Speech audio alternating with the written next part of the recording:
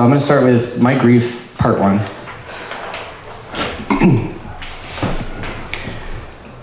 My grief, she will follow me from room to room just like you always have. Not like a ghost and not like a haunting. Grief, she isn't esoteric like that. She isn't as abstract as many believe she is. My grief, she follows me from room to room, not to nag nor pester me. See, grief has an intrinsic desire to be near me. She wants and wishes for my freedom in the form of something that none of us will ever receive: closure and sincere understanding.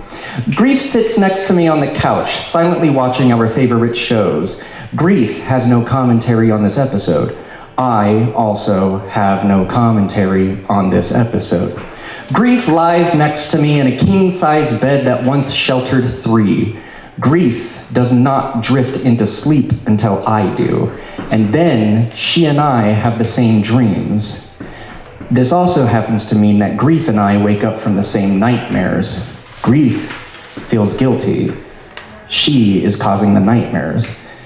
She hates to see me cold, so she bargains for my warmth. She yearns to comfort my sobbing that she is unintentionally providing. But my grief, she cannot tuck me in at the end of the night, nor can she hold to me underneath the sheets of my bed. She can only lie next to me, silently counting the freckles on my face until I lose the nightly fight with my eyelids.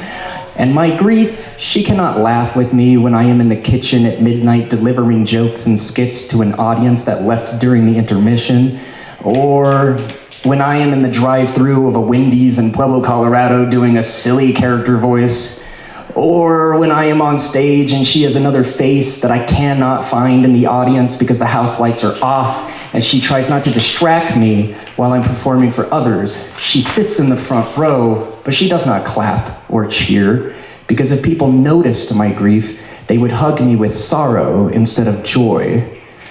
My grief, she will be beside me always, everywhere I go. A shopping mall, the grocery store, the river walk, my job, my car, my home, my garage, my father's home, my grandmother's home, the doctor, the dentist, therapy, Mineral Palace Park, my favorite parking lot, the movie theater, local theaters, the arcade, live music, comedy, poetry, and assorted entertainment venues, festivals, and the Colorado State Fair, the bookstore, the game store, weddings, a donut shop, and even a 2-hour drive that used to feel like 30 minutes once it was buried underneath meaningful conversations and a Spotify playlist, a modern-day mixtape, if you will, humorous games, friendship, family, and maybe even a little bit of romance. But my grief, she cannot lace her fingers through mine as I traverse the otherwise mundane and apathetic monotony of errands on a weekday. She cannot belt notes in the passenger seat of my van with the volume turned all the way up on a playlist meant for the singing of every song. Grief cannot hold the leash of one of my 2 dogs as I take route with them as they both pull me forward. Grief sneaks into shows behind me without purchasing a ticket. Grief stands outside of the shower instead of getting in with me, as grief does not need to clean herself. She knows she would slow me down without the ability to scrub my back and no need to scrub her own.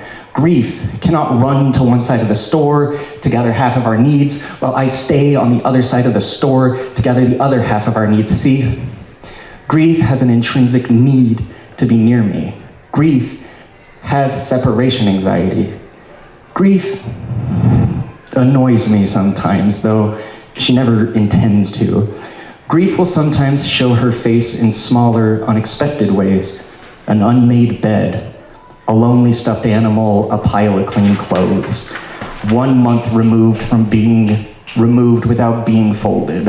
A sink full of dishes, a vacuum cleaner full of hair, a blank calendar, a change in routine, a video game with the cellophane wrapping still on it, a new episode of a weekly show I have since stopped watching, an unworn t-shirt, a sweater with a stain on it, sexual repulsion, a frozen dinner inside of an empty home, a cold steak and a clean napkin, matted up dog fur, a CD with the cellophane wrapping still on it, an empty driveway, a pile of mail with someone else's name on it, canceled plans. Our favorite local diner went out of business. A board game with the cellophane wrapping still on it. A card game with the cellophane wrapping still on it.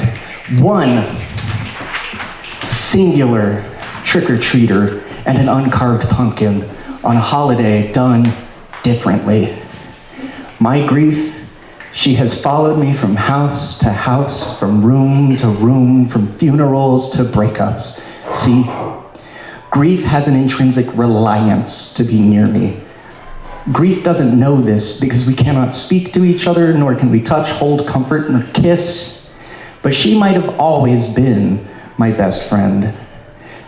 Grief has been here as far back as I can remember, and someday, hopefully later than sooner, she will be at my funeral.